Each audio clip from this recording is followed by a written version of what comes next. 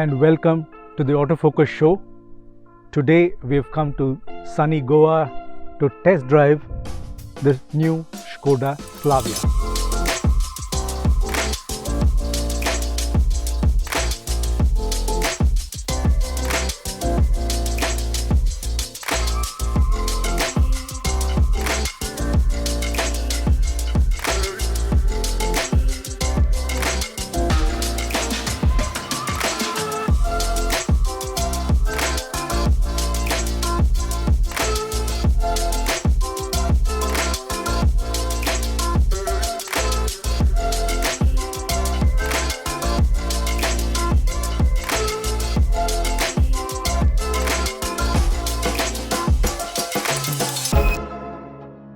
Let's talk about the Slavia's design. It's unmistakably Skoda. Lots of the lines are very familiar. Lots of the elements that you see, the butterfly grille with its vertical slats, the LED signature and the headlamp itself, the shape and the configuration. And the entire front side, as you can see, is a mix of sporty and trying to impress you with its size. Mild aggression writ on the face, nice power lines on the bonnet, lots of this Skoda elements, and of course those on the side, as you can see, lots of those crisp lines, lots of those surfacing that we know is very Skoda like, and that we've come to like. I mean, and it runs across their models currently. The Kodiaq, the Superb, all of them have very similar surfacing. Some of the brands, of course, you have cars that are so close to each other in terms of design that you can't identify one from the other unless you really look at it very close. Skoda's cars have a certain distinctive design but which are very unique to each of their models, and I like that about it. So that's the side profile. Of course, it's going to be dependent on trim, what you get. Some of those chrome elements you may not find in the lower trim elements. There's going to be 5 different trim elements with 2 engines and 2 gearbox options for each one of them, manual and a 6-speed torque converter automatic with the 1-liter turbocharged engine and a manual transmission and a dual clutch DSG gearbox for the 1.5-liter petrol engine. Now this sedan sits between 2 different segments. It is going to be priced between 2 different segments, and it's also sized between 2 different segments. It's going to sit between the mid-size and the executive sedan category, both of which have had a stagnation, both of which have had a huge fall in numbers over the last 5 to 10 years. Now this sedan doesn't look it immediately, but it is bigger than the first Skoda Octavia that came into the market in India. This sedan is larger than any in the 10 to 20 lakh category currently available in the market, and Skoda is saying that it is not just on the outside but even on the inside bigger than most sedans in the category currently. That is the rear. As you can see, very distinctive. Again, some elements, the split tail lamps for example, you can refer back and look at it being replicated from the Kushaq. And the rear, again, the layering, the surfacing, all of them very signature Skoda elements. The Slavia's interior is classic Skoda in terms of being simple and uncluttered but not Spartan from any angle. The dashboard features sort of 3-layer construction with as many different textured materials, giving the layout a very clean but at the same time a premium feel. What you see here, of course, is the top trim variant, so some of the elements would be different in the lower trim variants in the price segments below the top trim.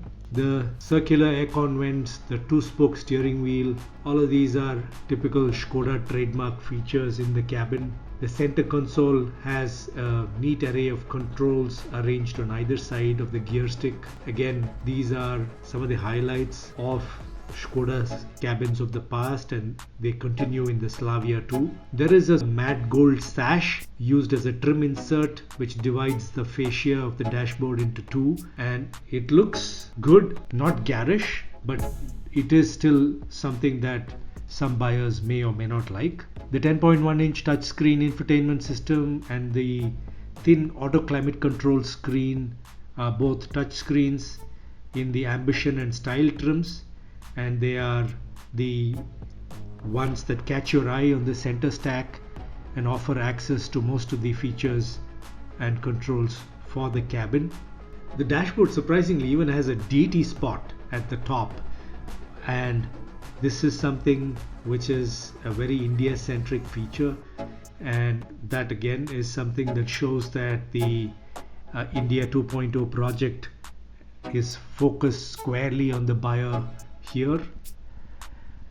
Despite the slightly improved functionality in the Slavia, one of my cribs about touchscreens continues in this, especially for features like air conditioning, where these can be a little fiddly and difficult to use while you're driving in crowded conditions.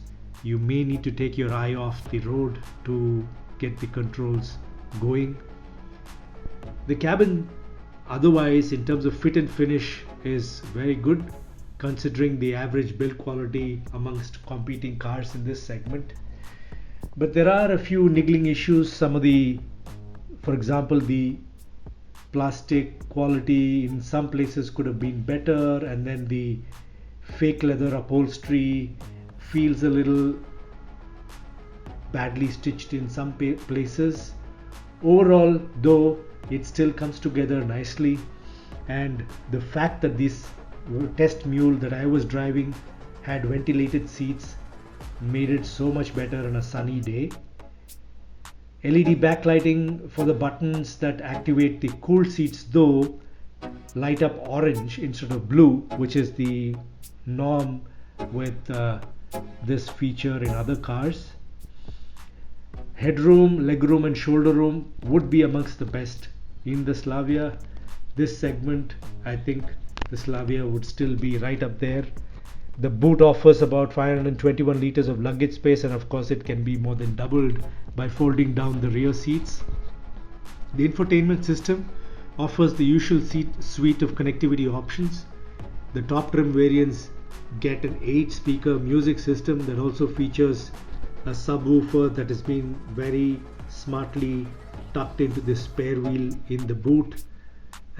So it is away from view, but at the same time you can feel that punchy bass coming through. Slavia also gets connected car features that can be used via the My Skoda Connect app, and there's quite a selection of active and passive safety features in the Slavia, including ESC, 6 airbags and hill hold control. The interesting bit, of course, the rear middle seat also gets a 3-point seat belt, something that is going to become mandatory going forward and is not yet the norm in this segment. Skoda has been highlighting the fact that you can experience the Slavia like you would an SUV in all the practical aspects that the reasons why people buy an SUV, like the fact that ground clearance is an issue to tackle some of our roads, and in case there's a bit of flooding, all of that is taken care of with the Slavia, is what the Skoda says. And today we experience that. There is absolutely no problem handling some of the big speed breakers around Goa. Broken tarmac, absolutely no issues. Suspension is sorted. This is a sedan that can give you a mix of attributes, and I would tend to take Skoda's words for it after driving it around Goa today. The fundamental reasons why you are choosing an SUV body style, that's something that you probably need to pause to consider. And if you are somebody who likes to be behind the wheel rather than be sitting at the rear seat, this could be the sedan that you've been waiting for.